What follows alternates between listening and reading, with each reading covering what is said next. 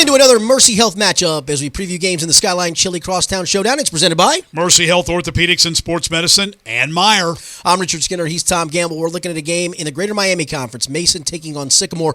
Mason comes in just 1-3 overall, 1-1 in the GMC, but they are coming off a victory in their most recent game by beating Oak Hills 35-7. Well, as you mentioned, Mason not accustomed to slow starts. I mean, they've made 4 straight postseason appearances under Brian Kastner. They did kind of put it together last week, scored over 30, pitched a shutout, and they've only scored 21 points in the first 3 games. So maybe a little tonic for the Comets. Last year, this was a great game. Both teams, Sycamore didn't make the postseason, but they've made it 2 of the last 3 years. And then last year, 30-27, a Mason win. So this is at Sycamore Stadium, a little home field advantage perhaps for the Aviators. You've had a chance to see them in person, and with the exception of last week when they fell behind by 21, made it a close game in the end, and lost 28-21 at Lakota West to a very good team. This is a good Sycamore team that right now is in postseason contention. Yeah, they would be in the postseason if they started today based on the Harbin ratings that were just released. They're well coached. Scott Detillo does a great job. I do games on ESP Media, Princeton games, and got a chance to broadcast it a couple of weeks ago. They were dead in the water. They were down 13-6 with under 2 minutes to go, scooped up a fumble punt snap, went back and scored, then drove down, kick a game-winning field goal, and you see the resilience. They got there, and last week, as you mentioned, almost came all the way back in the game that they lost. It's a team, Andrew Fair's a good quarterback.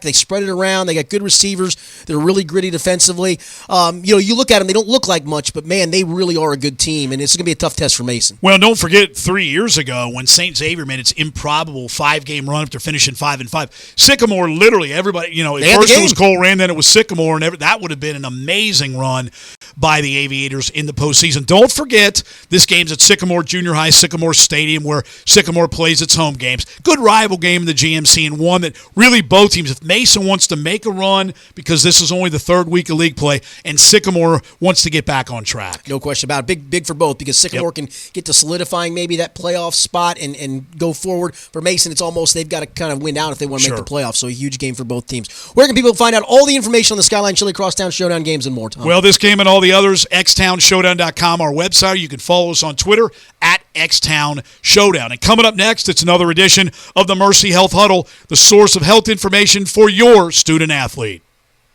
Hi again, everybody. We're here with Dr. John Zisco from Mercy Health Orthopedics and Sports Medicine. And, Doc, we want to talk concussions again today. And first off, let's explain exactly the definition of concussion. Well, a concussion, Greg, is really a complex pathophysiological state that is usually induced by a direct hit or blow to the head or neck that sets up a metabolic dysfunction within the brain tissues, resulting in a whole constellation of symptoms.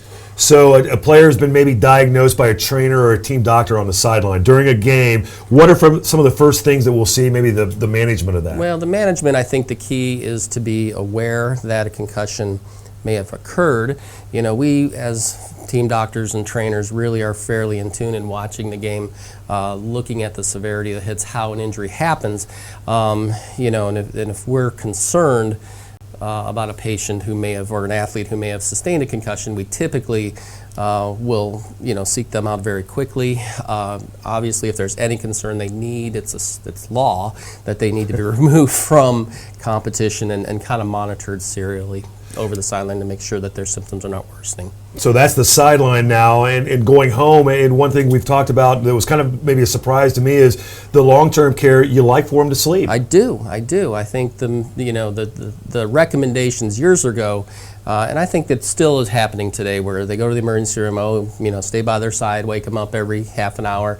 Really, I encourage my patients to sleep. I mean, you can monitor them, but they don't necessarily need to be woken up every 20 minutes. You do, however, and this is part of the sideline management too, where we have to educate the parents of things to look for, sort of the red flags that we worry about, which would be worsening, responsiveness, somnolence, inability to become arousing, very severe headache, very severe neck pain. All those things are kind of red flags for us, and if those are occurring that evening or shortly thereafter the injury, we really do encourage them to go to the emergency room and get an evaluation. Oh, such an important topic, from the pro athletes all the way down to the elementary kids. Great information today, Doc. All right, thanks. When it hurts to move, what often hurts most is the fact that you can't. Because every rebound is calling your name, and every dance should be danced.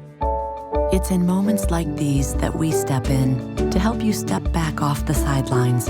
Because it takes two to tango in this life, and you are meant to be the one. Mercy Health, healthcare for the universe of you. Find an orthopedic doctor at mercy.com/ortho.